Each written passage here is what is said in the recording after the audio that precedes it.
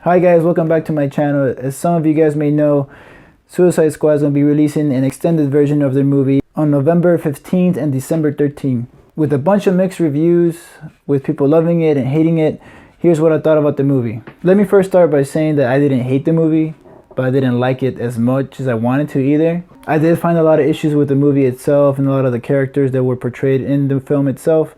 So I'm going to talk about first what I liked about the movie, and then later I'll talk about the things that I didn't really like and what didn't work in the movie itself. What I really liked about the movie was the beginning of the movie, how every character got introduced. One of the main characters that jumps out at me is Margot Robbie as Harley Quinn. I think she nailed her role in the movie. Some of the flashbacks that she was with the Joker helped a lot in developing her character.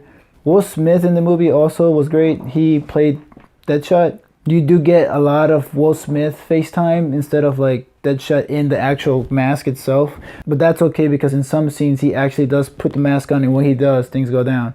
There were some things about Deadshot itself that I didn't like as much, but I think that was just something that Will Smith portrayed that, you know, didn't go with the flow of the movie, but I'll talk about that a little bit later. Killer Croc, he didn't look like what looks like in the comics, but besides that, you know, he looked really badass in the movie. Boomerang, I didn't expect a lot from this character, but he actually brought a lot to the movie. He got a really cool intro where he was robbing a bank, and spoiler alert, you actually get to see the Flash for a quick like 2 seconds, and that part right there made me think of Ezra Miller as the Flash, and you know, I do want to see that in the future. Viola Davis in the movie was terrifying. She played Waller in the movie, and she's the person that gets the Suicide Squad together in order to go defeat their villain, which I'll talk about later. Now with the Joker, I'm a little bit in the middle because there was a lot of scenes talked about that were eliminated from the original theatrical version, and Jared Leto even himself said that, you know, there was a lot of material there that could have led him to have his own solo movie.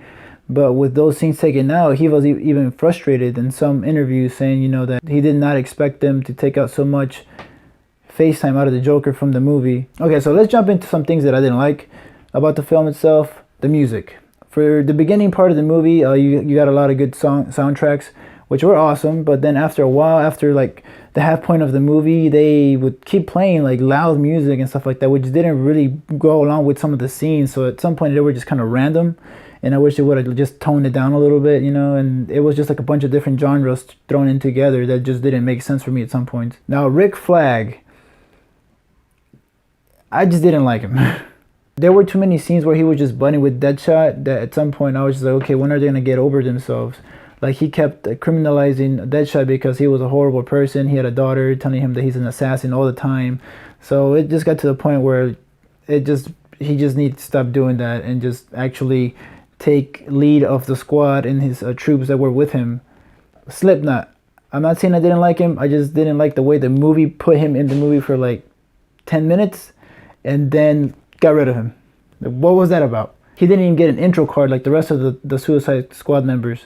Like, from the beginning, when everybody got an intro, you kind of knew that they were important roles to the movie. But then you get this scene where Slipknot gets out of a car, and you're like, who the hell is that? And then you see him join the group as well, and you're like, okay, so maybe he's not going to be as important. And later on, if you guys already seen the film, spoiler alert again, he gets killed because he was trying to make an escape after Captain Boomerang tricked him into leaving the group and making an escape while they were on their mission. Deadshot. For most of the movie, I did like the way Will Smith played him out, but there were just some scenes where he was being too Will Smith with his role. Like, you know, this Will Smith effect where he just looks so sad and sobby, and I'm like, he's supposed to be a badass assassin. Like, he needs to show that more. He needs to show that like rage. And you know, at some points he got really emotional, and I'm like, okay, that's not the Deadshot that, you know, I've known and read about. He does make up for that stuff that I'm nagging about, but those are just some gripes that I had with Will Smith playing Deadshot. Now Katana, why was she even in the movie? There was a scene in the plane where Rick Flag says that her sword captures the souls of her enemies, and we get no scene in the movie where she does that. Well, you'll see her slice up like creatures and crap and whatnot, but then you don't see any of that soul capturing thing from the sword at all. And it's like, okay, well, where the hell did that come from? Okay, and there was a lot of scenes where she was going like this with her sword, and they were like, no, they're okay, don't kill him. And it's like why even do that? Like so many times in the movie, if you're not even gonna take out your sword, it was pointless to me. So like I said, Viola Davis did an amazing job at playing Waller, but in the movie, Waller just had like I feel like it was like pointless what she was trying to do. She pretty much got herself caught in a building in the city where all the shit was going down. Like, what was the point of that? And pretty much she was trying to get herself rescued by the Suicide Squad. And it didn't make sense because the whole time it was like, okay, their mission was to retrieve an asset, which was Waller. And then what happens after that? Like, do they just go home and forget about like the big hole in the air, like destroying the world? Like, that didn't make sense to me. Moving on, let's talk about Enchantress. Man, that was a mess. First of all, I think Enchantress should have just been eliminated from the film because she really shouldn't have been there. She was too overpowering at one point that I was just like, okay, maybe she could have just stolen her heart from Waller a long time ago and killed Waller in the process. I mean, you can see her like teleporting from place to place, and it's like, you know, just grab your heart. I mean, there was a scene where her brother Incubus literally grabs the heart from the case and nothing happens. The case didn't explode or anything. So I was just like, okay, she could have just grabbed it and, you know, been like, peace, yo. And what was up with the dancing, the belly dancing? It's like somebody gave Shakira some meth and she just kept doing this weird dance while she was like creating her war machine thing. And it was crazy. It was ridiculous. I didn't like that at all. I was just like, can she stop dancing? Like, it's making me like want to like join her. Like the whole time I was just like, okay, can you like stop moving for a little bit? Another thing, when I mentioned overpowering, like she had magic, she had all these things, she could like grab things with her mind, but she decides to build this big machine. And her brother, by the way, who in the final scene fights Diablo, gets killed by a bomb exploding underneath him. What? There was a scene right before that happened, literally like maybe a minute or like 30 seconds before that happened, where Diablo like is melting his hand through Incubus's chest. Like it went through his chest. Like maybe it wasn't his heart like right there, and then like a little bomb explodes and he just dies. I was just like, what? No, like that's not the way to go. And then another thing, that big gap in the air with things flying up there, it just didn't make sense, because the way to get rid of that, they just throw a bomb in there and Deadshot just shoots it and it's done. It's gone. Like that was it. I was just like, okay, like I guess that solves all their problems, and you know, cut the credits. So as many as you guys heard, like there was a lot of reshoots for the movie, and I feel like that's probably what caused a lot of the main issues for this movie to be kind of bad. Like there were scenes where like characters were in place, but then in the next shot they were not there, and then there was like scenes where like one character got messy and dirty, and then there was another part where like they were totally fine. It's like what?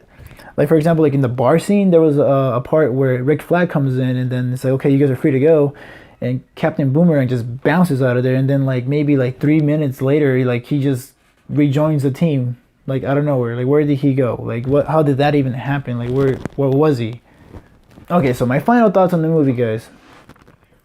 I'm not saying I hated it. There were a lot of things I just mentioned that I didn't like, which might lead you to think that I freaking hated the movie, but they did capture some sweet moments. Like some flashbacks with the Joker and Harley Quinn were pretty sweet. I liked that a lot. The parts where Batman was in the movie was awesome. Like, you know, I still think Affleck is probably the best Batman we've seen in a long time. The bar scene, by far, I think is like the best scene in the entire movie for me. And the reason I like it is because everybody sits down. There's no music playing, finally. There's no like crazy action scenes about to happen or anything like that. Everybody's just there sitting talking, and then Diablo tells this crazy heartwarming story about him and his family, and how, you know, his powers overcame him and his anger overtook him, and eventually it led to like the death of his family. And you know, everybody kind of like broke down in that scene, you know, and Harley Quinn tells him to own his shit and stuff like that. So I thought that's part of the movie right there was just really great. Except where Boomerang disappears and rejoins the team.